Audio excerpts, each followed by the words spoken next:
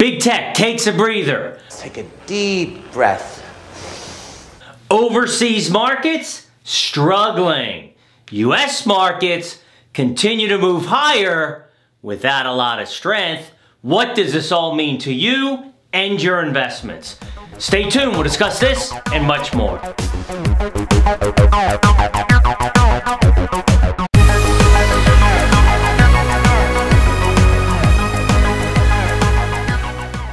Hello, this is Michael Loftus for Wealth and Wisdom TV, where education is the key to a successful financial future.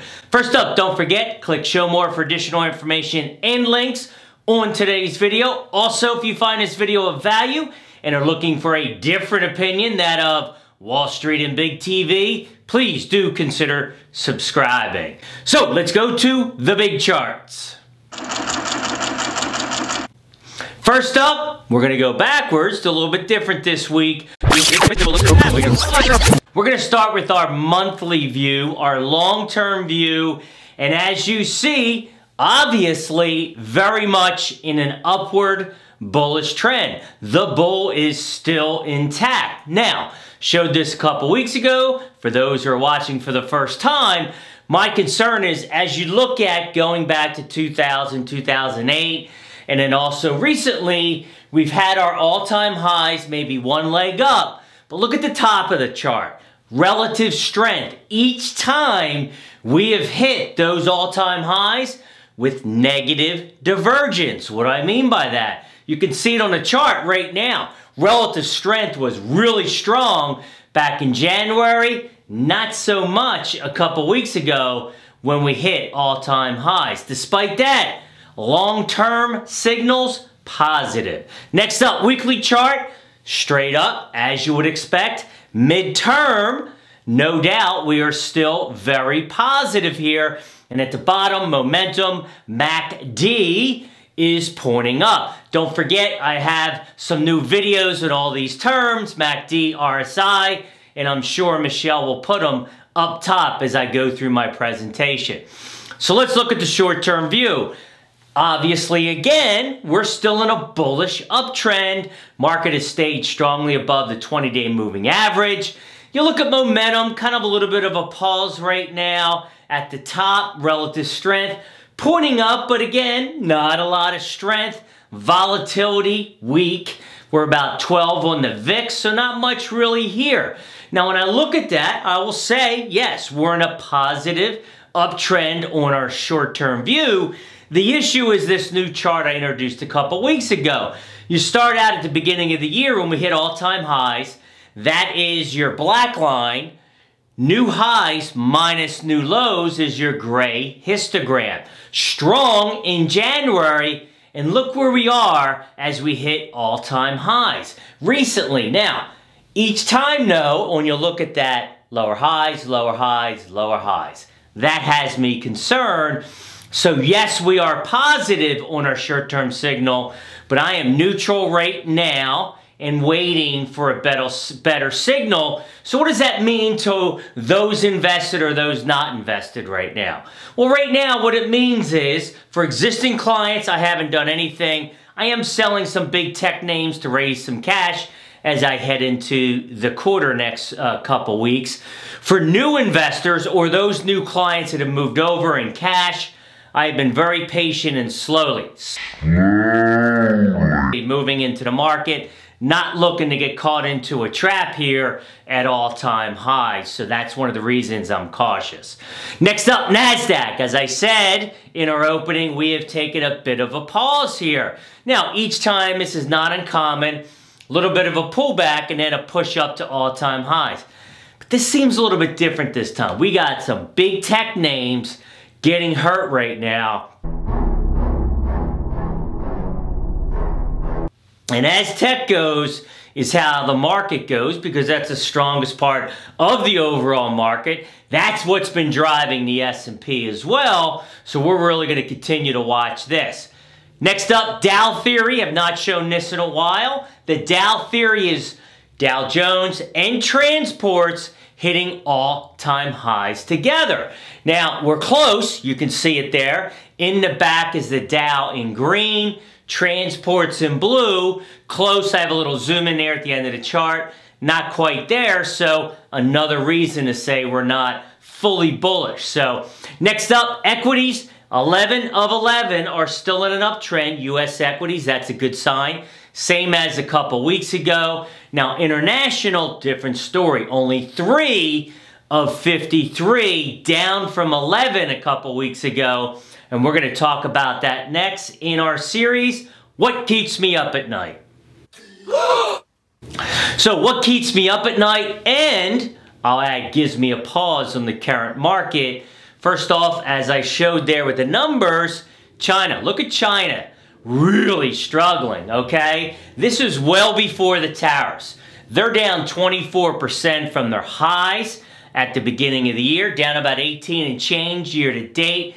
That is an ugly looking chart. Next up, Germany, one of the strongest in the international markets in the last couple years. Well, we had a death cross, okay, back early in the year, came back up, failed, did not get above it, and we continue to go down. But more importantly, a series of lower highs, okay? That is not very bullish. And then here's their weekly view in Germany. Classic head and shoulders. Left shoulder, head, right shoulder. And it did hold last week. We'll see what happens if they can get it going. Here's a picture of the overall performance. S&P, as you see, is the top performer, up 8 and change. But Germany, emerging markets in China, just struggling. So really, that is a reason to be concerned. Next up, GDP. We came out with a revision last week to the downside. Not uncommon during the quarter. But here is a chart from Oxford Economics showing that we have probably peaked. So we got a little bit of a bump from the tax plan, but not a lot. And future projections are to the downside. So have we peaked in growth? We'll continue to watch that. Next up, Danielle Martino Booth. I speak about her quite a bit. Great book, Fed Up. Have a link below. It is the read. Everyone should read this. She worked at the Dallas Fed. Last week, she was on talking about the 10-year anniversary of the bear market, and she had this to say. And I've been asked over the past few days and interviewed several times. My greatest concern is that going into 2007, in the world, we had $142 trillion of debt. Today, we have $247 trillion of debt and counting. So we have... So yeah, this is a big concern of mine. I've talked about this. Our debt is spiraled out of control. We've gone from what, 142 to 247 trillion dollars. So basically, this whole run up the last 10 years has been fueled by monetary policy. And that's why I have concern. It's been basically a false push to the top from all this liquidity, and that really does concern me. Next up, tweets of the week. So tweets of the week, really good. They catch my eye. They make me do a little bit more research. And I always follow, well, I follow quite a few people on Twitter, but Dana Lyons, one of the best out there, good follow. Have a link below to this.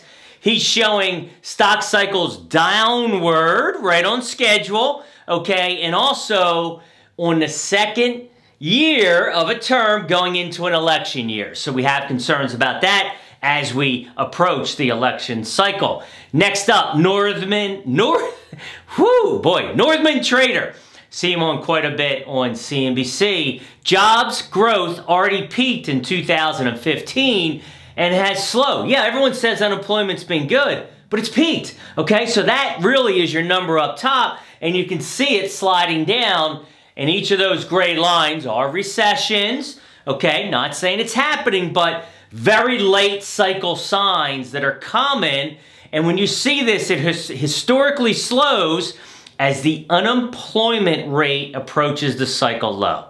So continue to watch that. Next up, Scott Minerd, another really good follow. He's head of Guggenheim. I had the opportunity and the pleasure to visit their shop in Chicago a couple weeks ago. So got some really good information from one of their analysts. A bear market may not begin tomorrow, but abundant late cycle previous tweets, signals and the degree of rate increases still to come tells me risk reward of owning equities is less and less favorable. Very good comment there from Scott.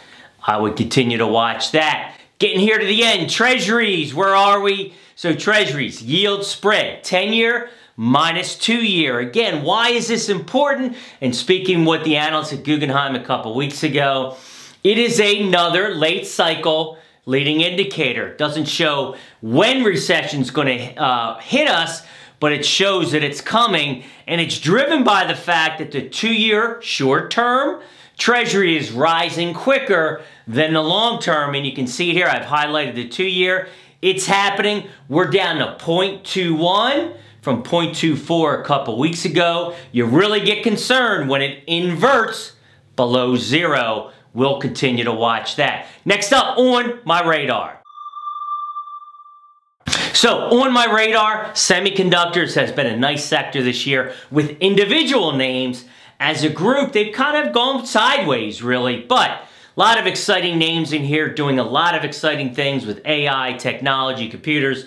We're looking at a new supercomputer for our office for editing our videos, and it's all driven by the amazing speed that some of these companies are putting out. So we've had some breakdowns, but it looks like it's ready to cross over. You can see that at the end there of the chart where I zoomed in. It looks like it's ready to cross over to the upside, and that might be a good buying opportunity. Wrapping things up, fear and greed.